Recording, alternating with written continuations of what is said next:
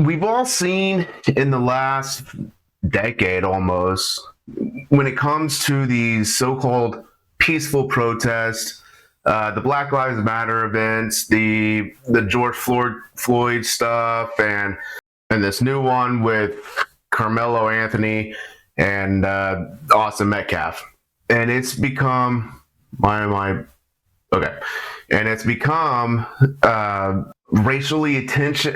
So the big thing, that the big takeaway is, why is there such a big push on racial tension or racial segregation in this country when it comes to not only academia but our politics, and why the left has a hold on academia, and why the left has a hold on African Americans, and what is going on behind the scenes to make it all happen. And how are these things funded, and how are these things progressing in a way that they are? So the question that I want to ask you before I get into kind of what I found out, I'm not an expert in it by all means. I mean, that's pretty plain and obvious. I'm just a dude who has just a simple bachelor's degree in business. I'm just a dude who reads. But the question I want to ask you is, why do you think academia is so left leaning, and why do you think that, given the history of the Liberal and Democratic Party, why do you think African Americans stick by them? And once I'm done giving my kind of opinion on it, just by reading, I want to know if you think that I'm way off base, or if maybe there's something to it. Maybe we can find some kind of reason for this stuff. So I want to start at academic first, and then we'll go into kind of the history of the Democratic Party as far as their treatment of African Americans, and then why I think African Americans are staying with the Democratic Party prior to this previous election, because this previous election has really been a turning point to where they're shifting more towards the conservative side, and who's funding all of it. And I think the funding part will answer everything to me. So let's get into this. So if you look at the Foundation for Economic Education, and you can look at it.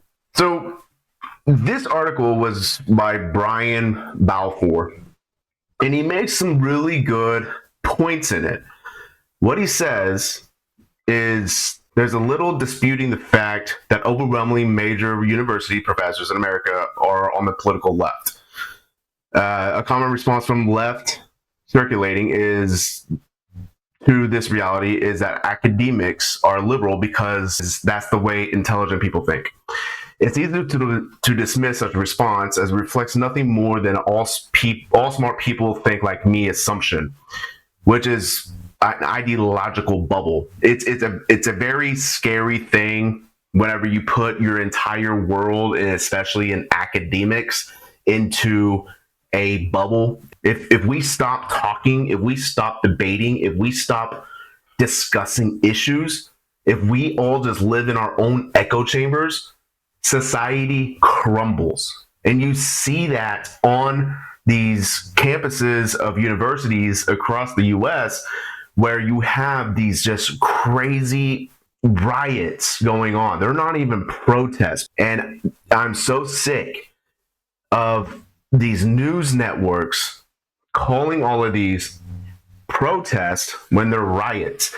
I don't know why we have to sensitize every fucking thing in this country, but it's so damn damaging. It is damaging to all of our people to sensitize the word riot to protest. That's what I meant by people in their ideological bubble. Progressive intellectuals fancy themselves as radicals, desiring to overturn capitalism and traditional Western culture with themselves at the helm. But what are the best means for them to achieve their goal? For ambition among them, an academic career provides a rosy opportunity. For those radicals, an intellectual career is the most promising path to both influence and power to contribute to the achievement of his ideas. So what he is saying, so like most humans, leftist intellectual desire to exert influence and in turn feel important. Their desires to remake society can only realistically be brought about through the existence of a massive government, a government in which these academics will be able to influence under the guise of academic expertise.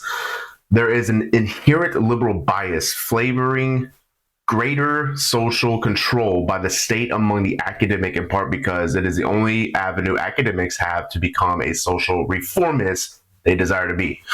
So in a nutshell, what he is saying, what Brian is saying in this entire article, the reason why professors are so liberal and why universities in turn have become this liberal ideology beacon for young people, young people going in, because normally whenever you talk about somebody's political view, it's normally brought up through nature, or I'm sorry, through nurture, not nature.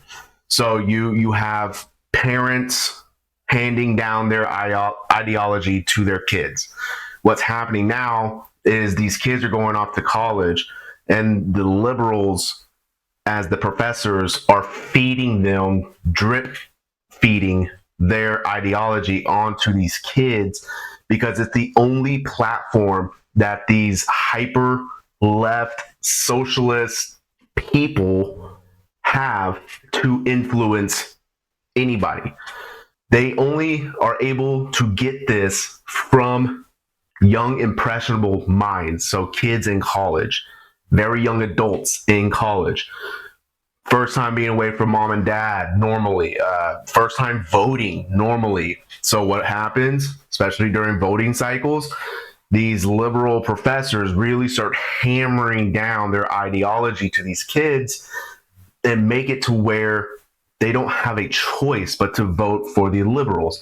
And they teach them how to live in this bubble and tell them that only intellectuals vote liberal and only intellectuals know how to make the future bright.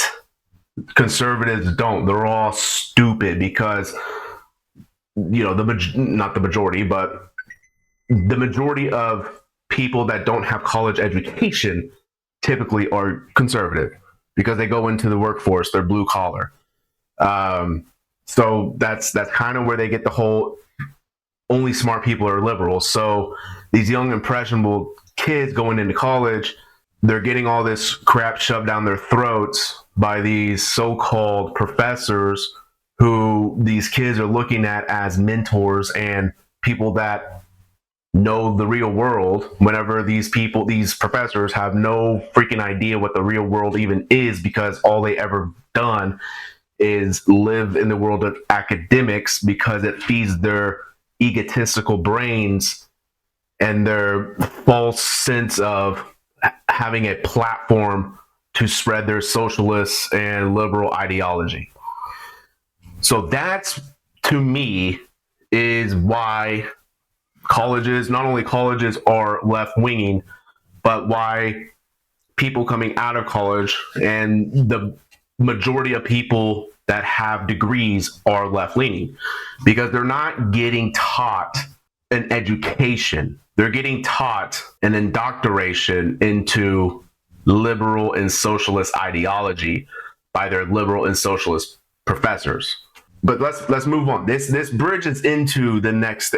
All these things I'm going to talk about kind of mesh together a little bit. What I want to talk about next is why is the African American population connected and so glued to the Democratic Party? Whenever you look at this report, now this report comes from PragerU, which is more of a conservative leaning platform, but this report kind of sums it all up nicely in a bow tie. Says the founding of in 1829, the Democratic Party has fought against every major civil rights initiative and has a long history of discrimination. The Democratic Party defended slavery, started the Civil War, opposed Reconstruction, funded the KKK, imposed segregation, perpetrated lynching, and fought against the Civil Rights Act in the 50s and 60s. In contrast, the Republican Party was founded in 1854 as an anti-slavery party. Its mission was to stop the spread of slavery and abolish it entirely. Lincoln's vice president, a Democrat named Andrew Johnson, assumed the presidency, but Johnson adamantly opposed Lincoln's plan to integrate the newly freed slaves into South economic and social order. Johnson and the Democratic Party unified in their opposition to the 13th Amendment, which abolished slavery, the 14th Amendment, which gave blacks citizenship, and the 15th Amendment, which gave blacks the vote. All three passed only because of universal Republican support. So with that, if you remember the 1960s, the Civil Rights Act, everybody gives the Democrats the victory on that, mainly because JFK was the president whenever this kind of went through, and LBJ is a piece of shit because of Vietnam. JFK was kind of in Vietnam as well before his assassination by the CIA. But the Democrats get all of the praise for the Civil Rights Act, even though they opposed it. So in the House of Representatives, 132 Republicans voted in favor, 15 voted against. In the Senate, 29 voted in favor, no Republican voted against. The majority of Republicans in both House and Senate voted in favor of the Civil Rights Act. The bill was passed despite opposition from Southern Democrats. So the Democrats were the ones who was filibustering and not wanting this to pass. On June 10th, a coalition of 27 Republicans and 44 Democrats ended the filibuster, and the Senate voted 71 to 29 for the Civil Rights Act. So I believe that it was the Great Society programs that really solidified the African Americans to the left. So prior to all of this happening, the Democrats completely and totally hated the black community. They were the party of the KKK. They were the party of segregation, of lynching, of slavery in general. Whenever they found that they could not win, whenever the bill passed for the civil rights, LBJ was quoted to say, if these N-words were going to have the right to vote, then I'm going to make sure that they vote for the Democrats for the next 100 years. And what happened directly after that? The Great Society programs. This is whenever we have the destruction of the nuclear family in the black community primarily. It incentivized single parent families. So the rise of female-headed households became more prominent. A trend attracted significant attention in the 1960s and beyond. Basically saying, you know what, you don't need your husband, you don't need your father. Government will be your dad. Government will be your husband. We will pay you and give you everything you ever need as long as you get rid of the dude. Because that was a way to break down black communities. I want to know why the black community still clings to the liberals, even though they were the party of slavery. They were the party of the KKK. They were the party of segregation, the party of ripping the nuclear family apart. Why do they still cling to them? I don't understand it. And they're even worse today. My best friend is black. We've known each other since 5th grade. He's my one black friend. I've talked about him many times on my channel. And we talk about this all the time. And we can't figure out, the only thing that I can come up with, and I had it in my video, and it's labeled Bunny Hobb Racist Generation. Basically what I'm saying, that the generations prior to the millennials and the generation after the millennials are both the biggest racist generations that we've ever seen in this country. And what I mean by that is kind of going back to the academia side, where for whatever reason, and it's kind of in the Democratic playbook, they have to create division to prevent people from seeing their true shit. And how do they do that? They create division. They create warmongering. They create fear mongering. They are saying that whitey's going to kill you. They're saying that white man bad. They're saying that conservatives are racist and all this Nazis and shit like that. When they're the party that is that. They're the party that keeps segregation going even today. You see it. Biggest proof is not really recently, but it's become recent again. Ilhan Omar. She said back in 2018, Omar telling journalists, our country should be more fearful of white men. We should be profiling, monitoring, and creating policies to fight the radicalization of white men. So this Democrat, and she's not the only one. I'm just picking on her because she said this, and it's been kind of it's been blowing up again for whatever reason. Well, there is a reason. I'll get to it. But she said this back then, and now it's coming back around. And but she's not the only one. I'm just using her as an example. You can find this on pretty much every Democratic's view, and every single Democrat has said something along these lines. But the Democrats don't want races to get along. They don't want unity. They want division because it's easier to control people when they're divided. It is not easy to control people when they are unified.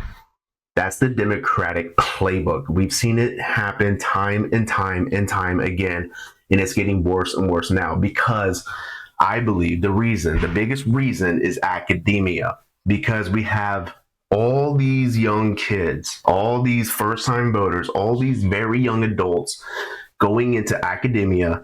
And like I said before, these professors are hyper radicalized socialists whose only platform they will ever have is drip feeding these kids this just evil ideology of racism and segregation and white bad and division and echo chamber. And then these same people, all they see on the media is the same shit of drip feeding racism, division, white people bad. Then you have the Democrats who were the party of all of that, and now still the party of that, only for whatever reason they have everybody on their side on it, saying white people bad. They've just changed it. They changed it from black people bad to white people bad. So that way they can keep everybody separated, because then they can control everybody. They can have the power. People in power want more power, and their ideologies, their morals have no ground to stand on. So the only thing that they can do is divide everybody to control everybody. It's their playbook. And then if you look at, and I'm just picking on her again because she's just relevant right now. It's easy to find all the information, but her net worth is about $115,000. She earns $174,000 a year in Congress. However, previously received income from businesses like E Street Group, East Venture LLC, Rose Lake Capital, ranging from $201 to $1 million. According to reports in 2020 to 2023, she signed a book deal, reportedly worth $100,000 or more. So there are varying estimates of Omar's net worth, including some claim that she has much higher net worth, like $83 million, but these claims are not supported by evidence. So my thing on this is twofold. A, we should not be paying Congress people that fucking much money when the average American that they're supposed to be working for gets paid dog shit. And then our tax money goes to pay them that much. I think that they should be paid at a cap of, I'd say, $70,000. Not a penny more. That's just my take as a taxpayer who those people work for. I mean, that's reasonable, right? You're supposed to be a civil servant, not a freaking not an overlord. And that's how they're treated, and that's how they see themselves. It's just like the professors in academia. Is everybody kind of following my logic here? It's all about creating this platform and then controlling the masses because it's the only place that they can. But more than that, my second point to this is how these people are staying in power. We are not a democracy, even though they like to throw that word around everywhere. Oh, it's a danger to democracy. We're not a democracy. Democracy is nowhere in the Constitution or the Federalist Papers or anything like that. We are not a democracy. We're a republic. However, we're barely that when it comes to our government. Our government is ran by bureaucrats. And what I mean is that the richest people, the top 1% of the top 1%, controls everything. You think for a second that this person, as well as every single Congress person, doesn't matter what side they're on, you think that they're all not making millions? You're out of your damn mind. These companies are giving these Congress people, and I'm just picking on this one again. Every single one of them are doing this. All of them. The most egregious, I think, was Nancy Pelosi with her inside trading.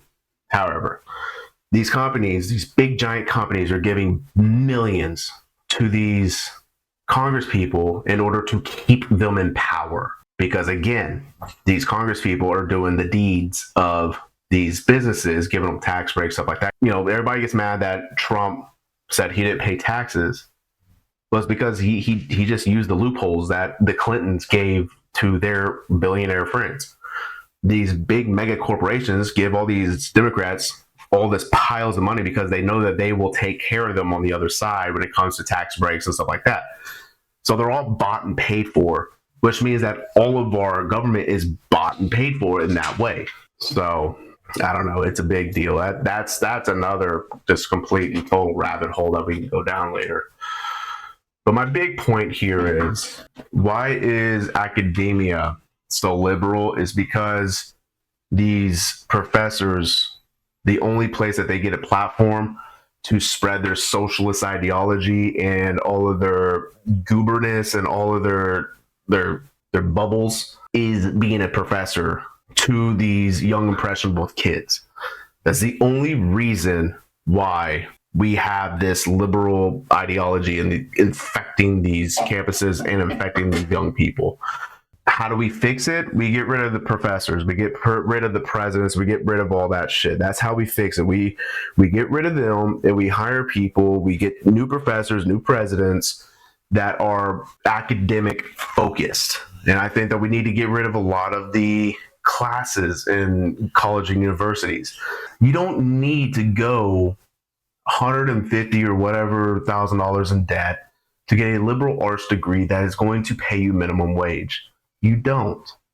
But the left is going to say you do. Why? Because they get funding from these people. So they have to say that.